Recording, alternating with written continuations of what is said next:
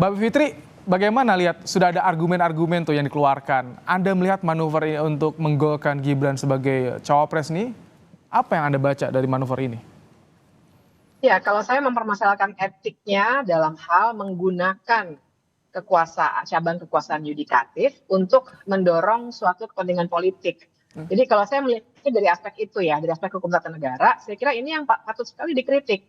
Karena kalau misalnya dikatakan tadi ini untuk anak muda pada umumnya, kan kita juga bisa membaca dengan terang yang sedang masuk dan toh tadi sudah dibicarakan juga oleh Pak Afriansyah bahwa yang sudah masuk bursa itu cuma satu nama yang di bawah usia 40, yaitu Gibran.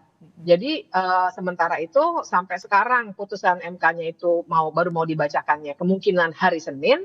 Tadi sudah diumumkan saya kira ya hari Senin akan diumumkan. Sudah terlalu dekat sekali dengan ini injury time ini menjelang pendaftaran.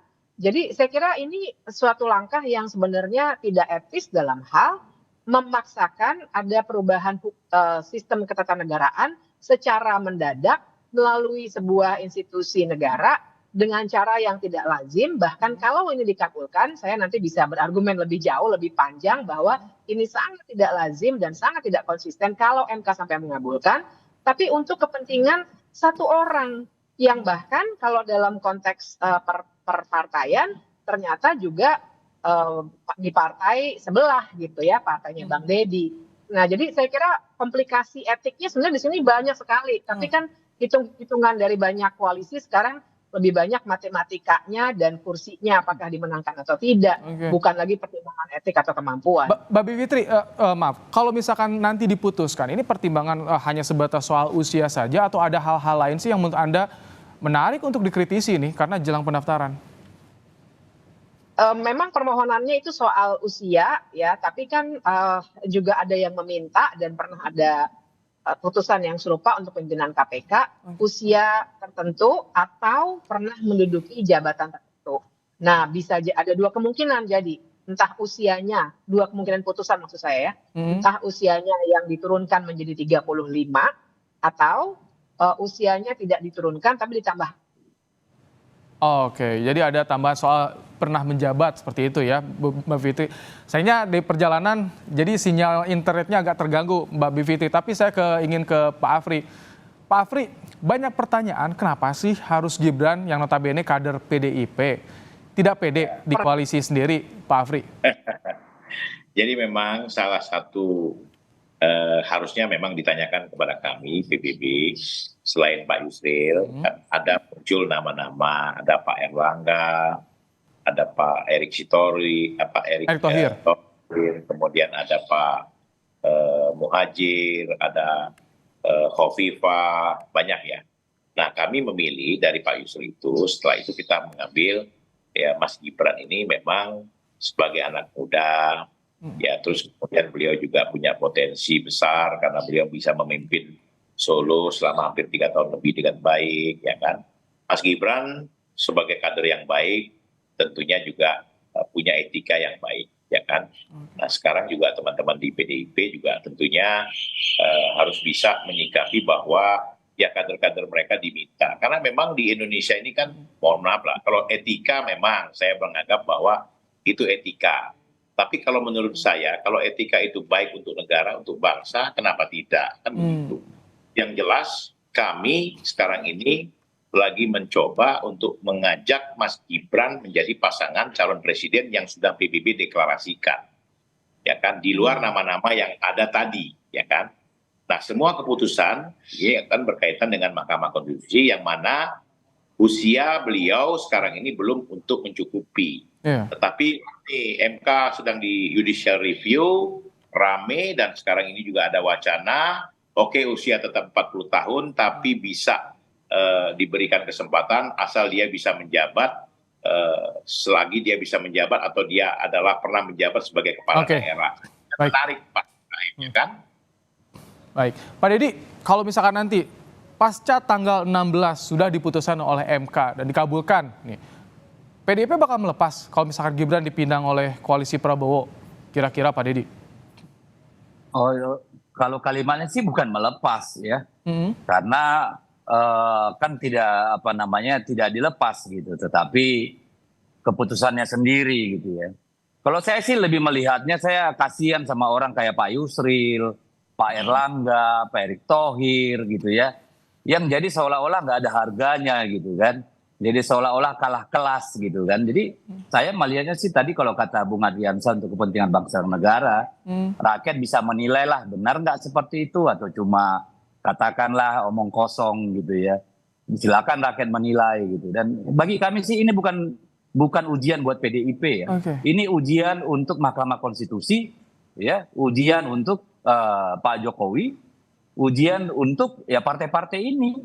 Sebenarnya sedang membangun peradaban politik atau sedang merusaknya gitu ya. Ataukah sedang menyumbang pada pragmatisme yang betul-betul telanjang gitu ya. Apapun itu saya kira kita akan selalu ya. Kalah kelasnya itu jadi sampai harus menunggu putusan MK dan mengorbankan Pak Yusril seperti itu Pak Didi ya? Iya, sampai harus menarik-narik keluarga presiden dengan semua atribut di belakangnya lah kan. Itu kan terang benderang ya, rakyat juga melihat itu. Kita dengar ya tanggapan Pak Afri. Gimana Pak Afri? Ya, jadi kami tidak mengorbankan siapa-siapa dalam hal ini. Karena memang jadi satu hal lagi yang perlu kita lihat bahwa sistem kita ini harus ada presiden threshold 20%. Ini yang sangat kami dari partai yang tidak ada kursi di parlemen, sangat mengganggu sebenarnya. Sekelas Pak Yusril ketika tidak mempunyai kapasitas ada di DPR-nya Partai Bulan Bintang atau tidak punya kuota 20%. Nah di sini yang kami tidak bisa melakukan apa-apa. Nah sehingga ketika kita melakukan bargaining kepada partai-partai yang punya kursi di DPR, tapi kan tentunya mereka punya siapa yang akan mereka jagokan juga. Nah inilah yang saya melihat bahwa konstitusi demokrasi kita ini menghambat orang-orang yang punya kapasitas. Tapi kalau misalkan kan di internal koalisi ada Pak Afri, kalau misalkan di internal koalisi banyak tokoh potensial, kenapa tidak itu aja dan tidak mengaku? Karena ini kader lain loh, kader partai lain yang berseberangan koalisinya. Menurut saya di antara semua partai koalisi itu, yang paling pantas itu Yusril, yang kedua itu Gibran, itu aja. Kalau Anda mau tanya sama saya, jelas itu, ya kan? Saya sudah menyodorkan Pak Yusril, sedang melakukan negosiasi komunikasi politik. Ya kan? Nah seandainya tidak bisa Pak Yusril kita majukan, ya. Proposnya itu ya Gibran. Jadi positif atau negatifnya kami juga coba mengajukan calon alternatif yaitu Mas Gibran. Baik. Begitu. Mbak Bivitri, apa yang ingin Anda sampaikan kepada partai politik yang sampai saat ini masih menunggu juga soal putusan MK dan ingin menggolkan nih Gibran sebagai bacawa pres? Iya. Saya mengkritiknya dari dalam dua hal nih. Yang pertama adalah merusak, kalau tadi istilahnya Bang Deddy ya, peradaban politiknya itu merusaknya itu dalam arti untuk memajukan orang yang punya privilege tertentu, dalam hal ini anaknya seorang presiden. Melulu sebenarnya kan tumpuannya itu. Kalau kita mau lihat kapasitas politik ya, terus terang saja nih saya. Dan itu artinya dengan memaksakan seperti itu berarti sudah merusaknya dalam konteks itu. Tapi yang kedua juga merusak sistem ketatanegaraan karena jadinya Mahkamah Konstitusi betul-betul didorong ya dengan segala cara, termasuk ini jokesnya sudah banyak keluar, meme-nya sudah banyak keluar.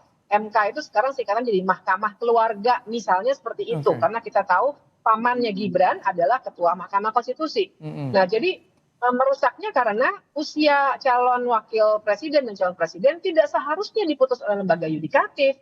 Itu tugasnya DPR dan pemerintah. Jadi dengan menggolkan seperti ini, mendorong menggunakan segala cara, yang saya khawatirkan sistemnya jadi rusak. MK-nya juga akan berkurang legitimasinya karena dia makin diridicule. Kalau perkiraan Anda putusan MK nanti seperti apa sih? Kan Pak Mahfud sudah bilang MK negatif legislator kan? Jadi nanti hasilnya seperti apa tuh Mbak Bivitri? Kalau secara keilmuan sih, dan saya sudah presentasikan juga di MK, seharusnya MK memang tidak menerimanya ya, jadi harusnya tetap 40 tahun.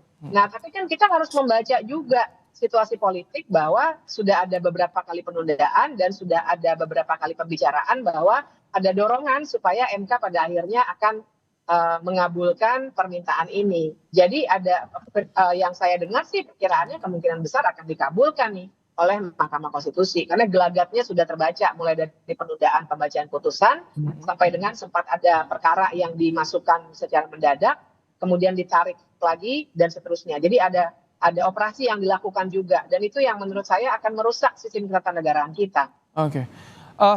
Bang Deddy, dari PDIP, apakah ada konsolidasi khusus jelang putusan MK ini? Karena kan ini salah satu momen yang ditunggu juga, termasuk ada kemungkinan Gibran masuk dari bacawa pres nih. Kalau konsolidasi kita lakukan tiap hari ya Mas. Jadi nggak terlalu ada urusan kalau menurut saya. Kita kan kalau sudah mengambil keputusan layar terkembang itu ya harus berlayar. Persoalan yang lain-lain itu kan ya mau gimana ya. Itu saya kira kita serahkan pada masyarakat lah untuk menilai gitu ya. Karena kan politik ini bagaimanapun harus dibangun dengan martabat, dengan nilai-nilai gitu ya, dengan katakanlah fondasi etika dan fatsun yang benar gitu. Kalau Jadi, Gibran bakal dipanggil kami nggak sih, Pak Deddy? Karena selama sampai sekarang ini kan masih desas-desus ya. Masa kita panggil orang karena desas-desus? Oke.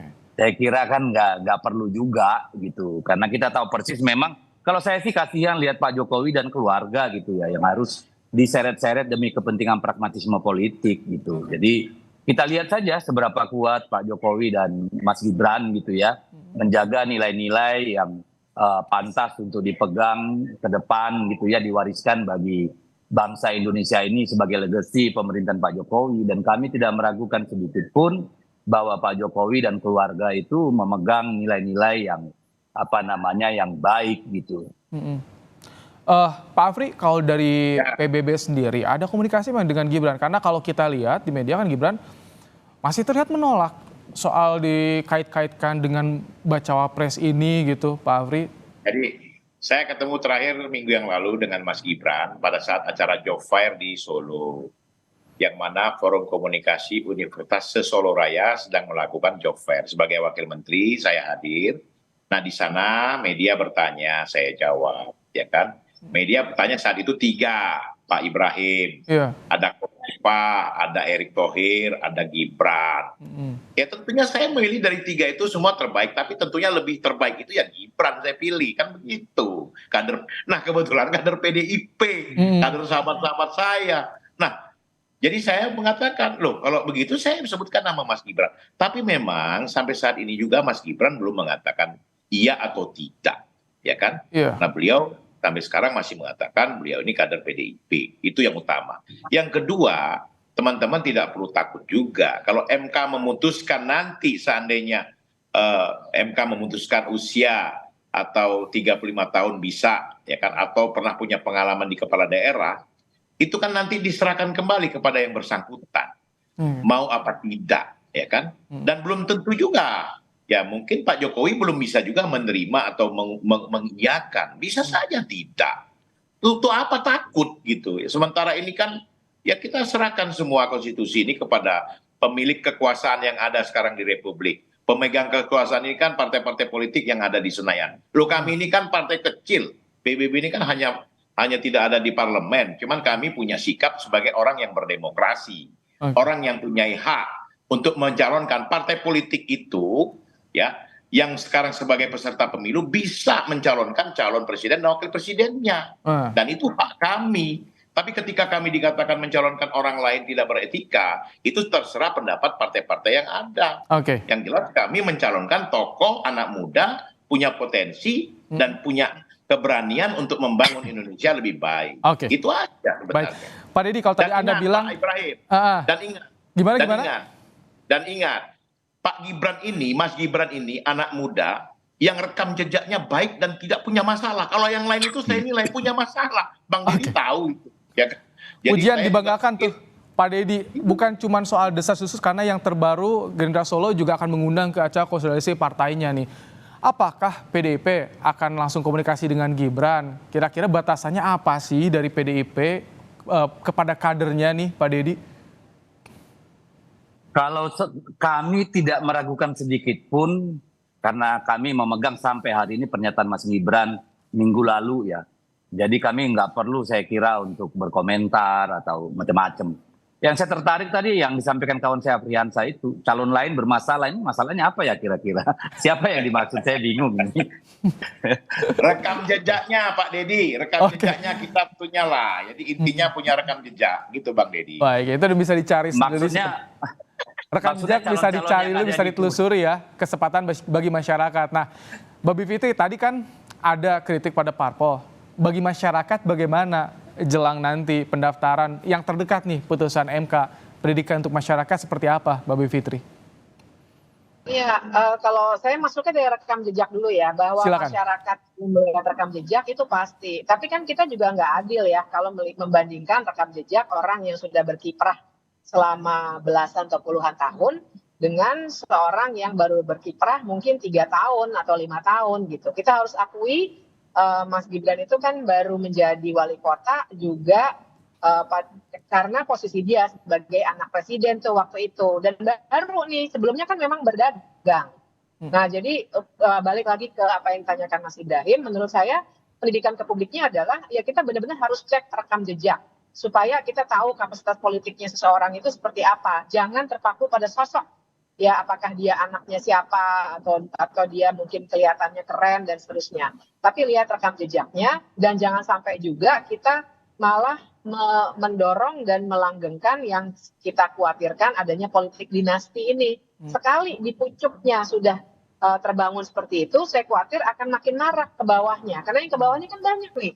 Di level kepala-kepala daerah banyak sekali politik dinasti yang bisa kita lihat. Nah kalau sekarang terbawa ke atas, seakan-akan kita mengkonfirmasi bahwa inilah politik Indonesia, dan kita semua saya kira tidak ingin politik Indonesia itu nggak maju-maju ke depan dan berdasarkan merit gitu ya, berdasarkan kemampuan dan kapasitas politik seseorang, bukan karena privilege yang ia miliki.